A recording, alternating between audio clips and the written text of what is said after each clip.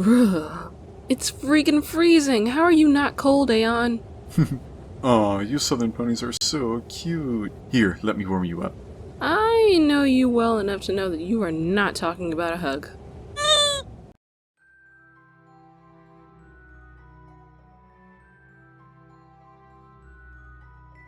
So, this episode, it wasn't as bad as I thought it was going to be. How so? Well, as soon as I saw Princess McFlurry, I immediately thought about the train wreck that was spoofed from the Fairly Odd Parents. With so many similarities between the two situations, I thought that the episode would be poorly executed, rushed, and completely predictable. I mean, just think of it this way. We have a couple here where the girl is more or less the leader of the relationship while the guy is, well, a bit of a loser. They have a rare baby that no one has witnessed for an obscene amount of time, the baby has powers that it can't control that causes harm to those around it, and I am calling it right now, they're going to have a plot where someone tries to steal the baby so that it can use its powers for evil. Either that, or we'll have an episode where Starlight and Spike have to babysit.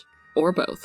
Probably both. Well, it's possible, but I'll have to see more of the season to believe it. It's most likely going to end up as a finale episode at some point, given how predictable the show can be. Place your bets, people! I wonder if we'll actually get to see Celestia win at something. Oh no, help me brave adventurer Twilight. My mighty alicorn ass is fucking useless for the nth time and Luna is doing Luna things again and you are the only one who can stop them. Yeah, we heard it before.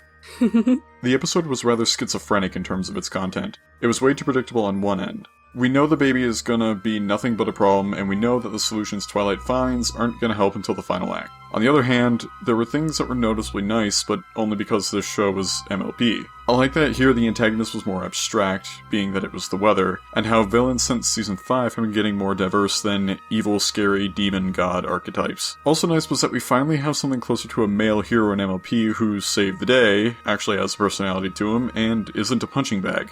That's a plus. Shining armor. As I said, actually has personality to him. Though, to that credit, he did have a little more in this episode. For the rest of the series, he was hitherto flat and rather one-dimensional. You have a point there, but speaking of personality and character, let's talk about my new favorite ship, Starburst! Starburst. Aeon, I told you no vor! Aww. Ah yes, we get the return of the ever-bangable Starlight Glimmer now being in the main 7, but more shockingly is that she is actually able to treat Spike with basic respect. It only took the show 5 seasons and the departure of Amy Keating-Rogers to finally get that. Isn't that because they're basically on the same level at the moment? She sees him as more of an equal rather than some kid under Twilight. Well, Spike seems to have thankfully gotten some character development and is less likely to fall for basic tricks, which we know he would have fallen for in the past. You know, the funny thing is, I know you're playing me, but you're right. Here's hoping that sticks. After all, I'm pretty sure the entire fanbase was surprised to hear him resist Starlight Glimmer's attempt at exploiting his ego, which the old Spike totally would have fallen for. I've noticed that Spike tends to do a lot better when he's thinking for himself. His most terrible episodes come from when he's trying to live up to some self-conceived moral ideal. For example, in Princess Spike, his main concern was doing what Twilight would do. In Spike at Your Service, he was going off of what an honorable dragon would do. In this premiere, he was the least helpful and most oblivious to the situation whenever he started to refer to the list of instructions given by Twilight rather than judge the situation for himself. At least now he's becoming more like a partner rather than an underling to Twilight. Speaking of underlings, he now has the company of Starlight Glimmer. Although in the opening scenes, I was mildly concerned with Twilight's obsession with intricate lesson plans. Considering it didn't work in this episode, I can just feel a future episode coming along about how this doesn't work and hasn't worked in earlier episodes. She learned it better through spur-of-the-moment live interactions rather than through books. You know, like her early season arc. Learning a lesson does not necessarily make you good at teaching it. Twilight Sensei, 友情を教えてください. Freaking weeaboo. What was that? You heard me. Harder. Moving on. Going back to Sunburst, what the heck was he doing in the Crystal Empire? Selling books? No, really, why is he there? Furthermore, they never really went into what happened after he went to magic school.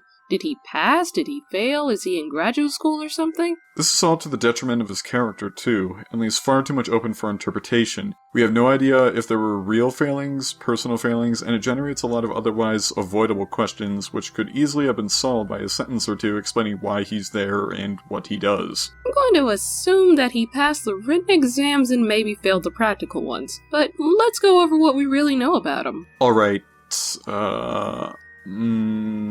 he knows a lot about magic?